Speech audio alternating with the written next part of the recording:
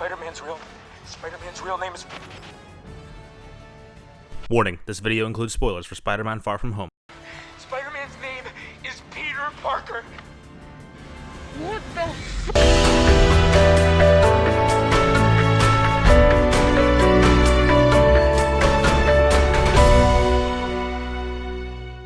This week, Spider-Man Far From Home finally releases on Blu-ray in the UK, and whilst I'm working on a video about that right now, I can't stop thinking about Kraven the Hunter. He's a fan-favourite villain amongst the Spider-Man community, and like with Mysterio and Vulture, he has not been used on film yet. However, with the cliffhanger ending of Spider-Man Far From Home, and both director Jon Watts and star Tom Holland stating they would like to use the character in the next film, it seems to be code for we're definitely getting Kraven next time around. But how exactly do you do that? For reasons, Kraven the Hunter does have the potential to come off as somewhat silly. So how do we not do that? Today I want to talk about the art of adapting a character from previous material into your story, how the circumstances of your world building can offer opportunities for exciting new character directions, and figure out how we can make the potentially silly big game hunter from the Spider-Man comics into a menacing and memorable antagonist for the Webhead's third outing. Let's take a look at Kraven the Hunter.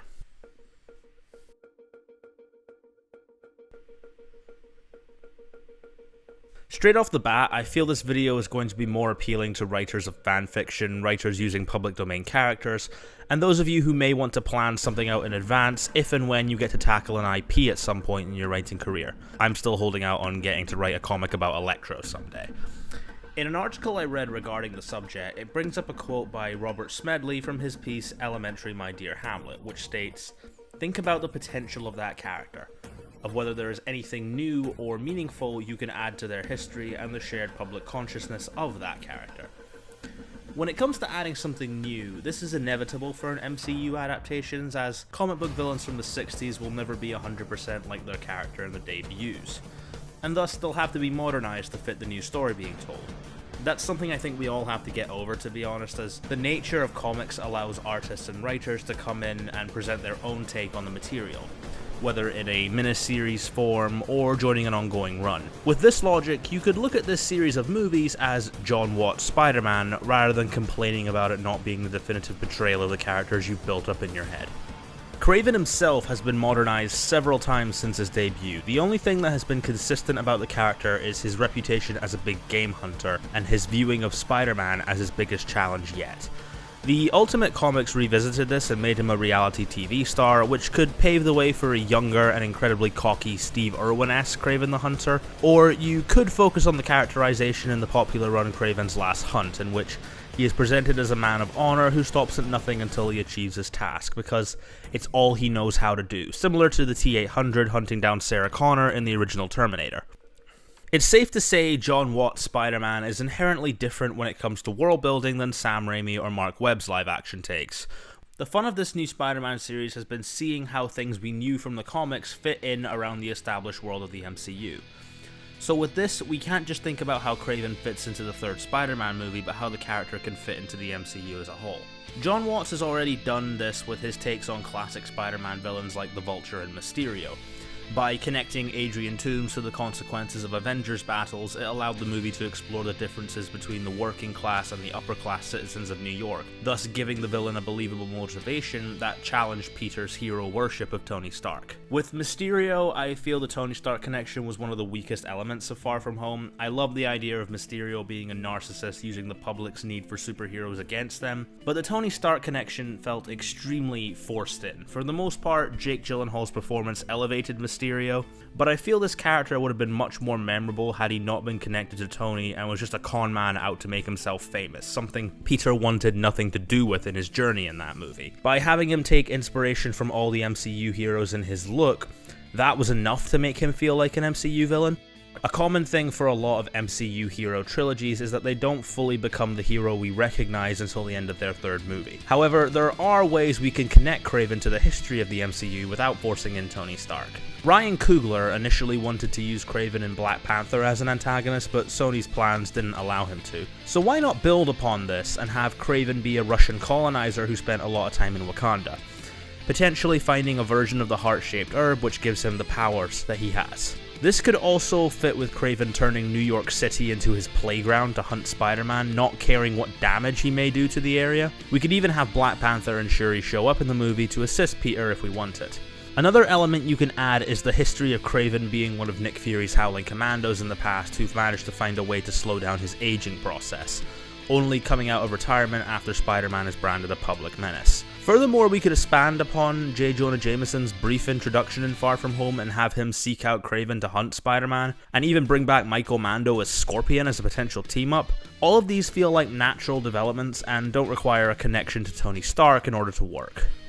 A great hero is only as good as the antagonist that challenges them, and Kraven needs that. Vulture challenged Peter's blind defending of Tony and status as a neighborhood superhero, whereas Mysterio played on Peter's wants to become a normal teenager. So what can we do with Kraven in this instance? Far From Home left us with a Peter Parker who is completely vulnerable, and currently New York City's #1 target, so what better way to make Peter face this problem than by having the film's antagonist be a character who is all about hunting down targets? By doing this, New York City becomes less of a home for Peter Parker and more of an extended playground for Kraven. We could treat him like a Michael Myers archetype, always over Peter's shoulder, stalking him in the distance. Commonly to shake off his problems in the comics, Spider-Man would be swinging around New York City, but with Kraven around, you take away that option for Peter, as every time he walks out in public, he makes himself a target. Not only to the inevitable amount of press who will likely be harassing him, but for Kraven the Hunter himself. This means you can have Peter struggling internally with whether it's worth it to give up being Spider-Man to protect his home and loved ones, therefore lying to his hometown, or whether he remains Spider-Man and him being out in public puts New York at risk from Kraven the Hunter. Instantly, we now have a villain who targets both Peter and Spider-Man's struggles in this movie. This can work in both potential portrayals. If we want to portray Kraven as ruthless, we can have Spider-Man try and use his tech-based suits to stop him, but nothing works and Kraven uses the skills he's picked up in the jungle to beat Spider-Man brutally each time, leaving him to think outside the box and fight on the same playing field. However, if we want to portray Kraven as morally ambiguous, we could simply have him hunt down Spider-Man because he feels he's ridding the world of a menace, perhaps viewing Avengers-like heroes as people who care more about the spotlight than saving lives. To expand on this, perhaps if he teams up with Scorpion, we can have Kraven be the honorable voice of reason in the relationship and Scorpion being the ruthless attacker. Perhaps this causes Kraven to change course halfway through the movie and team up with Spider-Man to stop Scorpion. Whatever is chosen, we need to think of how Kraven challenges Peter both mentally and physically. It's easy to just make him stronger and more experienced than Peter, but mentally we have to make Peter terrified of Kraven for him to be a great threat. He has to be looking over his shoulder, scared of being a hero when he feels his home environment is now the equivalent of a war zone. This can lead into Spider-Man revealing his identity on his own terms, or finding a reason as to why he doesn't want to reveal his identity like other Avengers, because he needs being both Peter Parker and Spider-Man as separate to protect his loved ones, finally becoming the hero we know and bringing his journey in the MCU to a fulfilling end. Now, the casting for main MCU Spider-Man villains has always been A-list actors, with both Michael Keaton and Jake Gyllenhaal. I'm assuming they will continue the trend with Kraven, so I have two options here. One option could be Denzel Washington, who's known for playing extremely intimidating figures and could provide the dramaticum element needed to make Kraven feel like a more believable threat. He would be great to have as an MCU villain, and both portrayals could work in his acting favor. My other option, and you'll need to bear with me on this, but without any irony to this statement, I would go with Nicolas Cage. Whilst a lot of people view Cage as an eccentric oddball kind of actor, I've recently been digging his choices in art house movies like Mandy and Joe, where he plays both a hunter and a ruthless character. I feel it's similar to casting Robert Pattinson as Batman, where I see that character as an eccentric introvert, much like Pattinson himself is, and I see Nicolas Cage as an unexpected choice who can deliver on the more insane elements of Kraven, while still keeping him an engaging threat who's fun to watch. Whatever happens with the MCU Spider-Man 3, I really wanted to make this video for more reasons than to geek out about Kraven.